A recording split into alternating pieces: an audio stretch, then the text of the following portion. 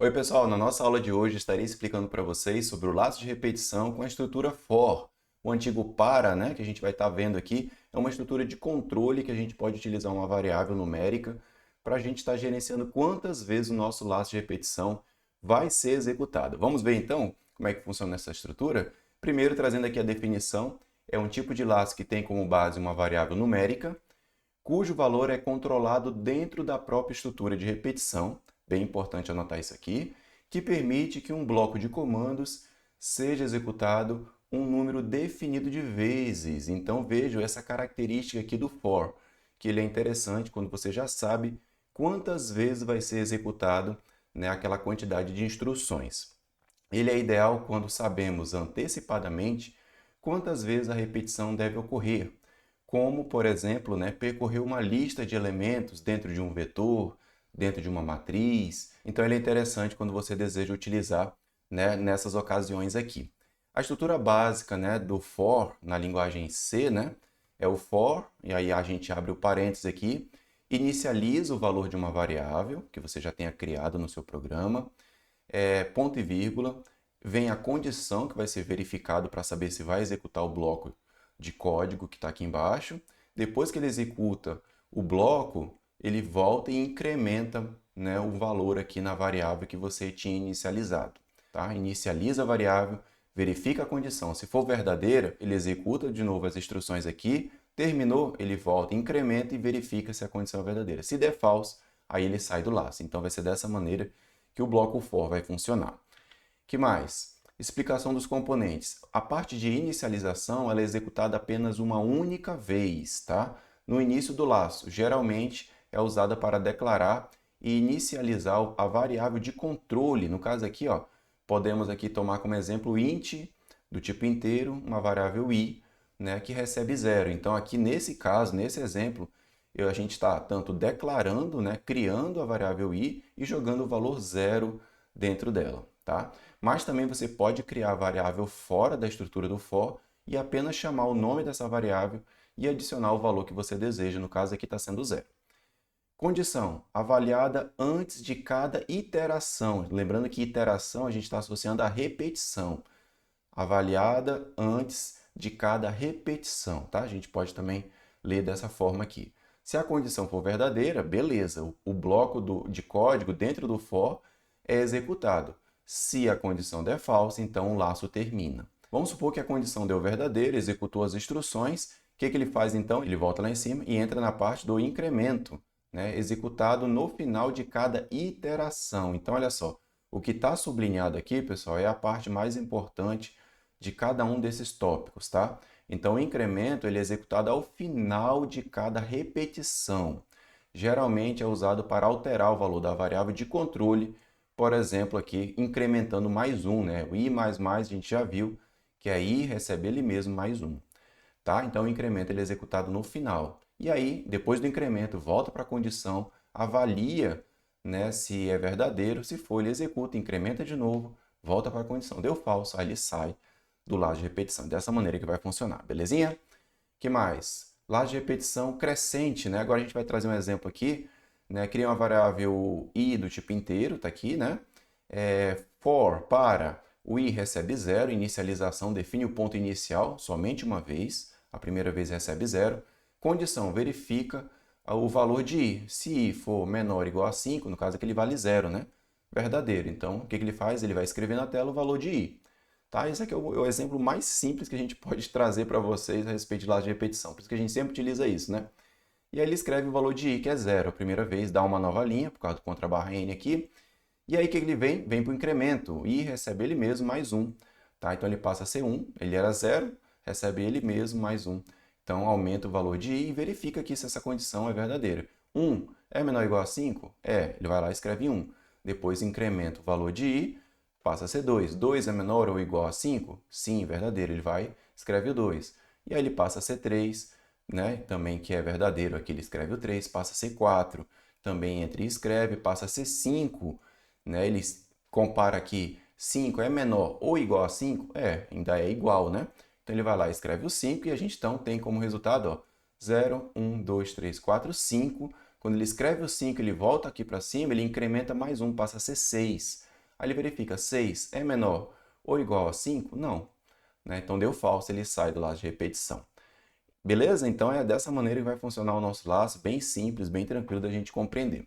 A variável i assumirá quais valores? Então, só para a gente testar os nossos conhecimentos aqui, ó, for, percebo que aqui a gente está criando, né, a variável i do tipo int aqui dentro recebendo 0.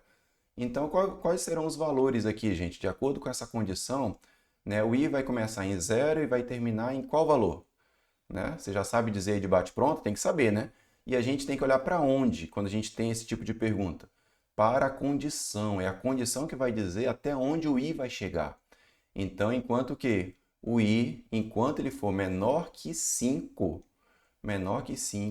ele vai ser incrementado, vai ser escrito na tela, vai acontecer alguma coisa e aí, então a gente tem essa imagenzinha aqui desse meme, né? O i aqui recebendo 0 a primeira vez, ele participa da fatia do bolo. O i recebendo 1 também está aqui na fatia. O i valendo 2 também está aqui. O i valendo 3 está aqui. O i valendo 4, beleza. E o i valendo 5 não está participando aqui, né? Está de modo figurativo. Então você bate o olho aqui na nossa estrutura do for e você pensa, ele vai chegar até 5, mas não. Como é que a gente colocou i? Enquanto ele for menor que 5, ou seja, até 4, ele vai entrar no laço e vai executar. Quando ele se tornar 5, aí ele sai. Então ele não chega a executar o i sendo 5 dentro do laço de repetição.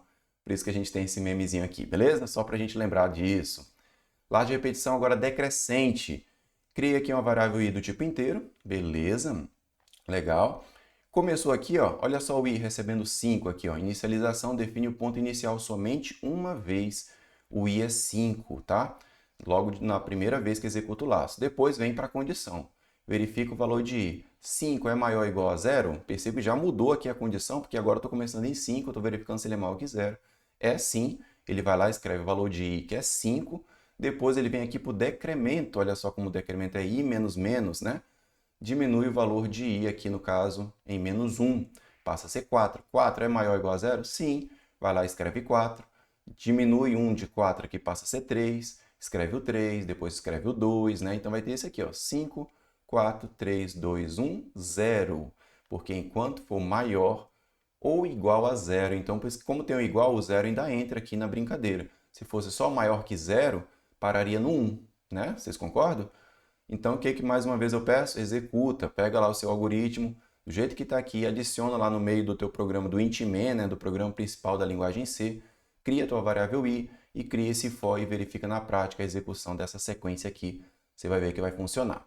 Tá? Importante ter essa intimidade com a linguagem, tá? De você fazer esses ajustes, tira aqui o sinal de igual, deixa só o maior para você ver, né? Troca o nome da variável, aqui a gente utiliza o i, mas poderia ser qualquer outro nome de variável, tá? Para poder você ter essa, né, essa facilidade de programação. E lembrando, se você mudou o i aqui, tu tem que mudar o nome da variável aqui, também aqui, aqui e aqui dentro. Você vai modificando em todos os lugares onde é chamada a variável i.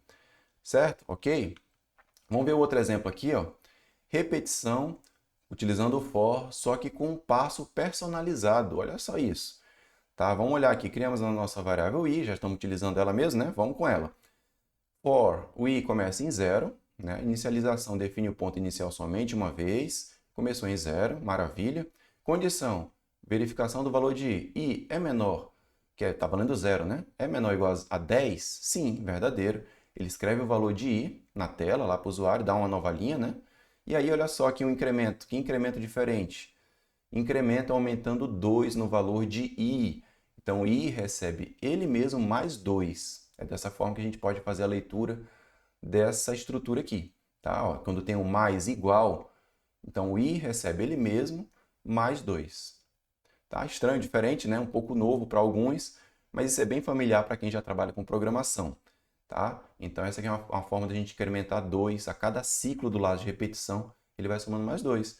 Então no caso ele escreve a primeira vez 0, depois o i passa a ser 0 mais 2, recebe 2. 2 é menor ou igual a 10? É, escreve 2, depois o i recebe ele mesmo que é 2, mais 2 passa a ser 4, né? E aí ele 4 é menor ou igual a 10? É, escreve o 4, depois passa a ser 6, passa a ser 8, então a gente tem como resultado, ó, 0, 2, 4, 6, 8, 10.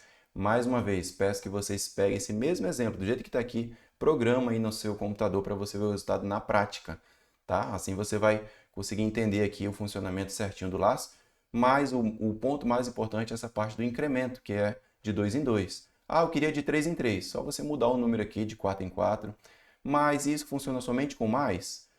Não, com outros operadores também aritméticos também a gente pode colocar aqui. Vamos falar um pouquinho disso para a gente fechar nossa aula? Incremento e decremento personalizado. Nós vimos até aqui que o i++, no caso utilizando o nome da variável i, tá? Mas poderia ser qualquer outro nome aqui. O mais equivale a o nome da variável recebendo ela mesma mais 1, pelo mais, né? O menos aqui, o i menos equivale ao quê? O i recebendo ele mesmo menos 1. Isso que a gente viu já nas aulas passadas. Tranquilo? E aí o que a gente está vendo a partir de agora, olha só, utilizar o mais igual, né? No caso aqui, permite controlar o valor desejado para o incremento. Porque aqui, o i++ você não controla o valor, ele sempre vai ser mais 1. O menos sempre vai ser menos 1. O nome daquela variável, menos 1. Né? Então, eu quero personalizar. Então, você pode fazer isso aqui. Mais igual permite controlar o valor desejado para o incremento. Ou seja, no caso aqui de mais igual 2, estamos somando mais 2. Então, a gente está enxergando aqui isso aqui, ó, i recebe ele mesmo mais 2. Tá? E pode ser ajustado para qualquer outro valor. Pode ser i, né, recebe ele mesmo mais 3, então aqui seria 3 no lugar desse 2. Mais 4 seria 4, e assim por diante. Pode-se aplicar também essa mesma regra para outros operadores aritméticos. Por exemplo, i menos igual 3. Olha só, estamos subtraindo 3 do i. Então, a gente está enxergando o seguinte, ó, i recebe ele mesmo menos 3, nesse caso aqui. Né? Legal? E por último, aqui neste caso, ó, i vezes igual 2. Ou seja, a gente está enxergando aqui i recebe ele mesmo vezes 2. A gente está dobrando o valor de i a cada ciclo do laço de repetição, se ele estiver dentro do laço, né? A cada vez que a gente executa o i, quando ele chega nessa instrução aqui, i vezes igual 2, quer dizer que ele está multiplicando o valor de i por 2. Certinho? Então, anotem principalmente essa relação do significado desse símbolo aqui, da simbologia, com a leitura, né, que a gente tem feito, né? Então, é importante a gente fazer essa associação aqui das setinhas para você não ficar perdido na hora de programar, tá? Porque isso é bem recorrente na programação, quem já está há mais tempo faz isso tranquilamente, mas para quem está começando é meio que uma novidade e você fica um pouco perdido em saber o que está acontecendo quando tem esse tipo de simbologia aqui, da soma com igual ou da subtração com igual, multiplicação com igual e assim por diante. Beleza? Legal? Então era isso que eu queria trazer para vocês, espero que vocês tenham gostado. Deixa aí mais uma vez o convite para conhecer as minhas redes sociais, Instagram, TikTok, YouTube, tem muito conteúdo da área de informática por lá. Mais informações aqui na descrição do vídeo. Eu vou ficando por aqui e eu vejo vocês na próxima. Até lá, tchau!